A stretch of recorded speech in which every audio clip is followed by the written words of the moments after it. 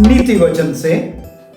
और आज हम नीति वचन उसके 27वें अध्याय के 6वें पद पर कुछ देर विचार करना चाहते हैं, जहाँ पर इस प्रकार से लिखा हुआ है, जो घाव मित्र के हाथ से लगे वो विश्वास योग्य है, परंतु बैरी अधिक चुंबन करता है। राजा सुलेमान इस बात को कहता है कि सच्चा मित्र वो है जो कि परिस्थितियों को नहीं देखता, रिश्तों को नहीं देखता, संबंधों को नहीं देखता, लेकिन इस बात को देखता है कि जिसका वो मित्र है वो किसी रीति से हानि में ना चला जाए।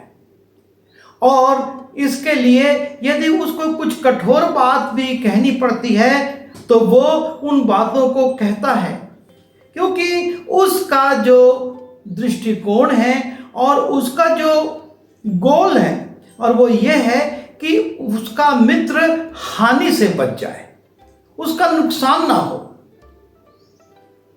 संबंध तो बनते और बिगड़ते हैं, रिश्ते तो बनते और बिगड़ते हैं, टूटते हैं, लेकिन यदि सच्चा प्रेम हृदय में है तो वो कभी भी अपने मित्र की हानि को नहीं होने देगा, वो उसकी हानि से उसको बचाएगा। और इसके लिए वो कहता है, जो घाव मित्र के हाथ से लगे वो विश्वास योग्य है, परंतु बैरी अधिक चुंबन करता है। जो बैरी है वो मीठी मीठी बातें कर कर, अच्छे संबंध बनाकर उन बातों को प्रकट नहीं करता जो कि हानि करा सकती हैं, लेकिन वो ये चाहता है कि उसका संबंध बना रहे और लोग ये देखें कि वो उससे प्रेम करता है। ये प्रेम तत्कालिक है, दीर्घकालीन नहीं, लेकिन मित्र प्रेम को दीर्घ में ले जाना चाहता है, दीर्घ काल में ले जाना चाहता है। वो चाहता है कि मेरा मित्र का लाभ हो।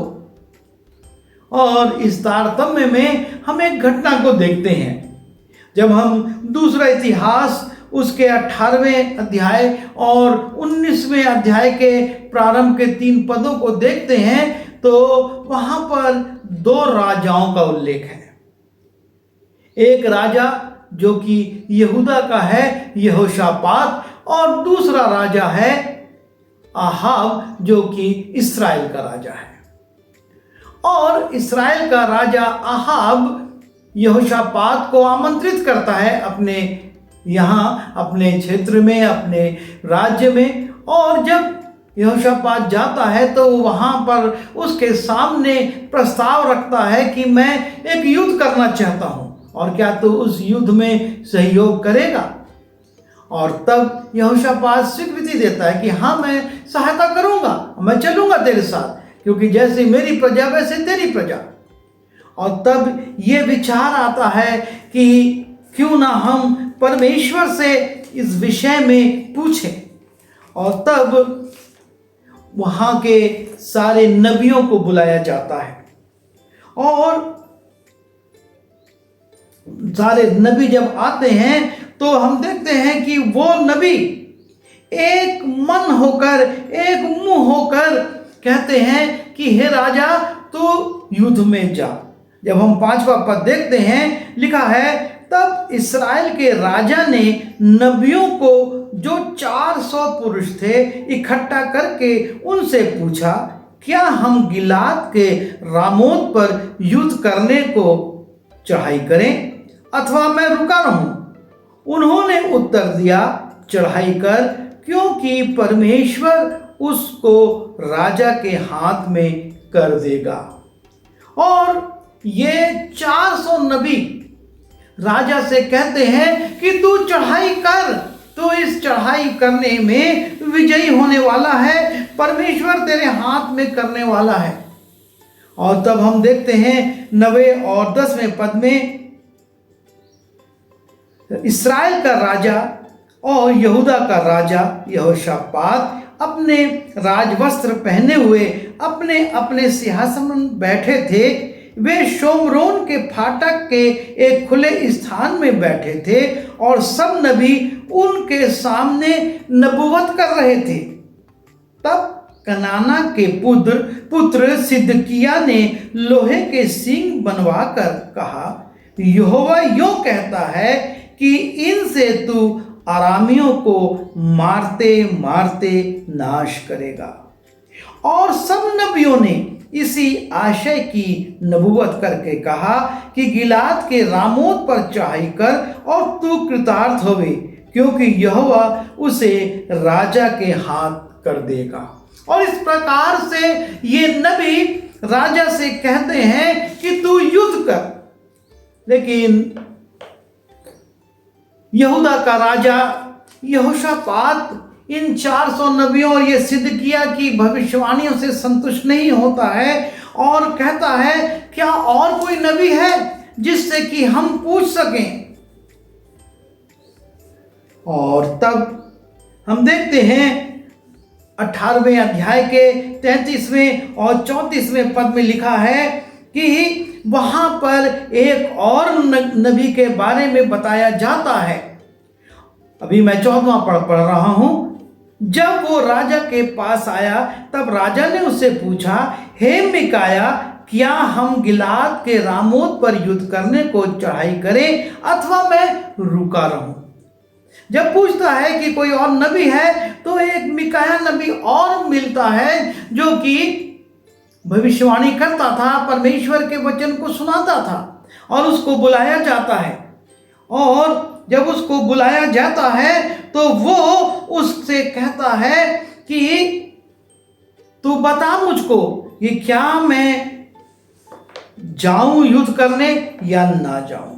और तब हम देखते हैं कि वहां पर वो नबी उससे कहता है 18वें अध्याय के 13वें पद में, मिकाया ने कहा, यहोवा के जीवन की सौं जो कुछ मेरा परमेश्वर कहे वही मैं कहूंगा।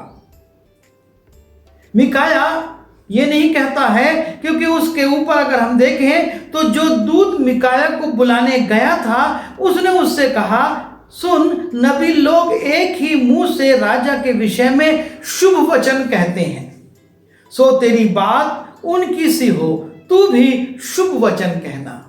लेकिन मिकाया कहता है, मैं तो वही कहूंगा जो कुछ मेरा परमेश्वर कहे, मैं दूसरी बात नहीं करूंगा। और तब मिकाया को बुलाया जाता है और मिकाया से पूछा जाता है और राजा कहता है, मैं तुझको शपथ देता हूं कि जो कुछ तू परमेश्वर तुझसे कह रहा है तो वो बात को प्रकट कर। और तब मिकाया कहता है, मिकाया ने कहा, मुझे सारा इस्राएल बिना चरवाहे की भेड़ बकरी की नाई पहाड़ों पर तितर बितर दिखाई पड़ा। और यहोवा का वचन आया कि वे तो अनाथ हैं, इसलिए हर एक अपने अपने घर कुशल क्षेम से लौट जाए। मिकाया इन 400 नबियों की देखा देखी वही बात नहीं कहता, लेकिन जो परमेश्वर उस पर प्रकट कर रहा है वो कहता है, मुझको तो इस्राएल अनाथ दिख रहा है। और तब राजा ने यहोशापात से कहा, क्या मैंने तुझसे ना कहा था कि वो मेरे विषय कल्याण की नहीं हानि ही की नबूवत करेगा। क्योंकि उसके पहले भी कई बार मिकाया आहाब को चिता चुका था कि तेरे काम गलत हैं, तो ये गलत कर रहा है, पर आहाब उसकी नहीं सुनता था। और जब अभी फिर से बुलाया गया तो आहाब कहता है यहोशापात से, देख मिकाया मेरे विरुद्ध गवाही दे रहा है और वो नबूवत कर रहा है कि इस्राएल मुझको अनाथ दिखता है। और 18वें अध्याय के 22वें पद में हम देखते हैं कि इसलिए अब सुन, यहोवा ने तेरे इन नबियों के मुंह में एक झूठ बोलने वाली आत्मा बैठाई है और यहोवा ने तेरे विषय हानि की बात कही है। मिकाया ना सिर्फ इस भेद को खोल रहा है कि आने वाले दिनों में क्या होगा, लेकिन यह भी बता रहा है कि ये 400 नबी और ये जो सिद्ध किया है, जो भविष्यवाणी कर रहे हैं, एक झूठ की आत्मा इनके अंदर बैठी है और उसके कारण ये नबूवत कर रहे हैं। और तब सिदकिय्याह भविष्यवाणी करता है। वो मिकाया से कहता है, परमेश्वर का आत्मा मुझको छोड़कर तेरे पास कैसे चला गया? मैं जो कह रहा हूं लोहे का सींग बनाकर कि इस प्रकार से ये अरामियों को मारेगा, ऐसे कैसे हो सकता है कि ये गलत हो जाए? और तब वो कहता है कि जब तू घर घर छिपने के लिए भागेगा तब तू समझेगा कि मैंने जो भविष्यवाणी की थी वो सही है। और जब हम 26वें पद में जाते हैं, लिखा है, उससे राजा ने कहा कि इसको बंदीगृह में डालो जब तक मैं कुशल से लौट ना आऊं, और इसे दुख की रोटी और पानी पीने को दो। ये जो राजा की इच्छा के अनुकूल नहीं बोल रहा है वो दंडित हो रहा है, और जो झूठ बोलकर राजा की तारीफ कर रहे हैं, उसके हक में बोल रहे हैं, उसके विचार के अनुकूल, वो सम्मानित हो रहे हैं। और इस प्रकार मिकाया को बंदीगृह में डाल दिया जाता है। लेकिन हम देखते हैं जब युद्ध होता है और उस युद्ध का ये परिणाम होता है कि आहाब को तीर लगता है, वो घायल हो जाता है और अपने सारथी से कहता है, मुझको युद्ध स्थल से निकाल लो। और वो जब लौटता है मार्ग में उसकी मृत्यु हो जाती है, आहाब मर जाता है। मिकाया ने कहा था कि मुझको इस्राएल अनाथ दिख रहा है, एक कड़वी बात कही थी, लेकिन यदि आहाब उस पर विचार करता और युद्ध ना करता तो शायद बच जाता। लेकिन यहाँ पर वो उसकी बात की अवहेलना करके उन 400 नबियों और सिदकिय्याह की बात पर विचार करता है। और हम आगे देखते हैं, परमेश्वर एक और नबी को भेजता है और वो है हनानी। और ये हनानी नबी आता है, और जब यहोशापात जो कि युद्ध में घिर चुका था, लेकिन परमेश्वर के अनुग्रह से कुछ अच्छी बातें उसमें चूंकि थी, परमेश्वर उसको बचा लेता है और अपने देश में आ जाता है। लिखा है, यहोशापात यरूशलेम में रहता था और उसने बरशेबा से लेकर एप्रैम के पहाड़ी देश तक अपनी प्रजा में फिर दौरा करके उसके पितरों को यहोवा की ओर फेर दिया। क्यों? जो बड़ा आश्चर्य कर्म हुआ था उसके कारण उसका दिल परमेश्वर की ओर लग गया। और उसके पहले हनानी नाम का एक दर्शी उसके पास आता है और उसको चेतावनी देता है। लिखा है, तब हनानी नाम दर्शी का पुत्र यहोशापात राजा से भेंट करने को निकला और उससे कहने लगा, क्या दुष्टों की सहायता करनी और यहोवा के बैरियों से प्रेम रखना चाहिए?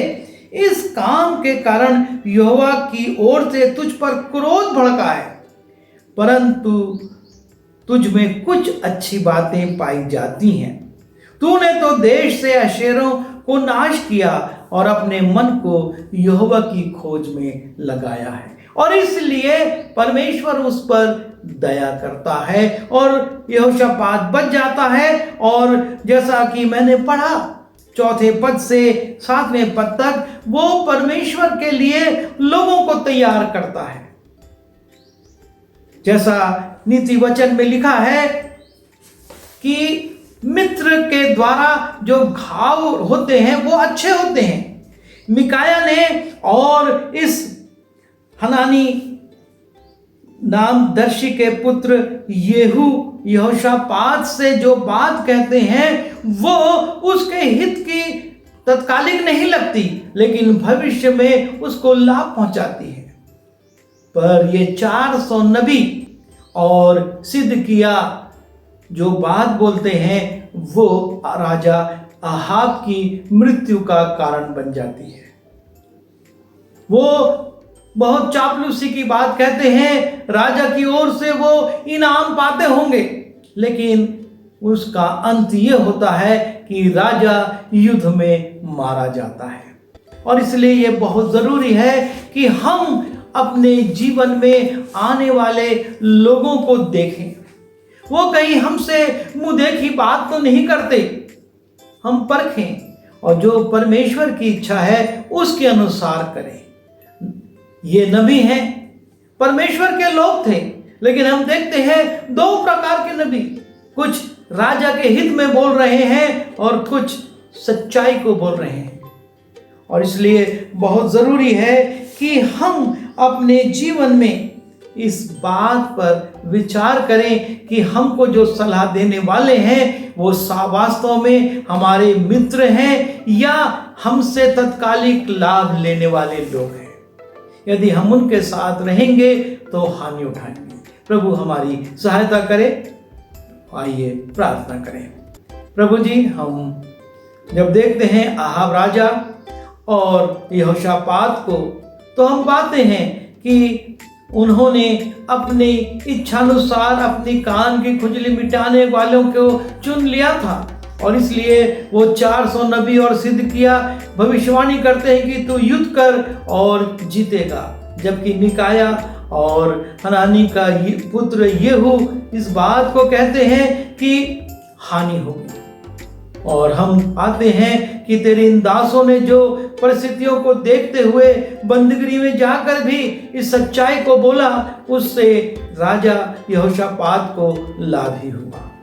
इसलिए प्रभु, हम भी अपने जीवन में इन बातों को परखें और ऐसे लोगों को देखें जो कि तत्कालिक लाभ के लिए नहीं लेकिन आत्मिक लाभ के लिए हमसे जुड़ते हैं और हमको मार्गदर्शन देते हैं। विनती यीशु मसीह के नाम से मांगते हैं, आमीन।